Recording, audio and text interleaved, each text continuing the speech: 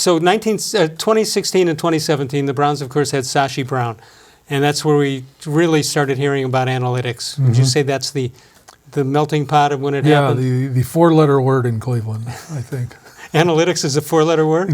For the Browns, applied to the Browns, it was. Okay.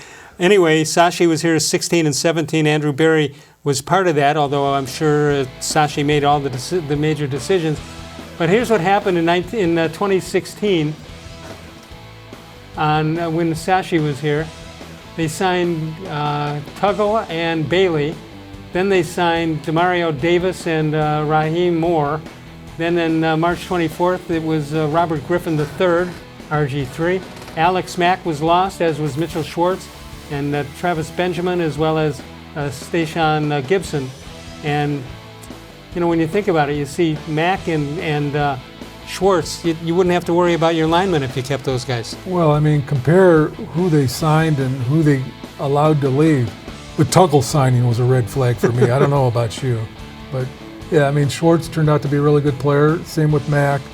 Benjamin did some stuff, and I think Gibson did too. And you know, the guys they signed in free agency are better left unspoken about. Yeah.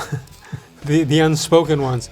All right, then in 2017, Sashi was active again, and that's usually what happens in the Browns case. Somebody comes in and analyzes whoever's out there, and they make switches immediately. March 9th, they did sign Kenny-Britt and Zeitler and Tretter. 27th, Matt McCants was signed, and then May 16th, Jason McCourty. Key losses that year, Joe Hayden, Terrelle-Pryor, and Robert Griffin. So they didn't lose much that way, although Hayden could still play.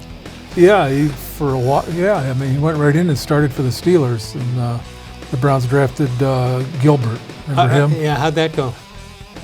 All right, so Andrew Berry gets to take over, and he's, of course, has been with the Browns and Philadelphia. Do you think he's learned enough? Well, we're going to find out. I'd say that, you know, all kidding aside, I think today's business was pretty good. I mean, that's a good start for him. Well, what Jim is talking about, the business, is Austin Hooper gets signed. He's a tight end. Jack Conklin, an offensive lineman.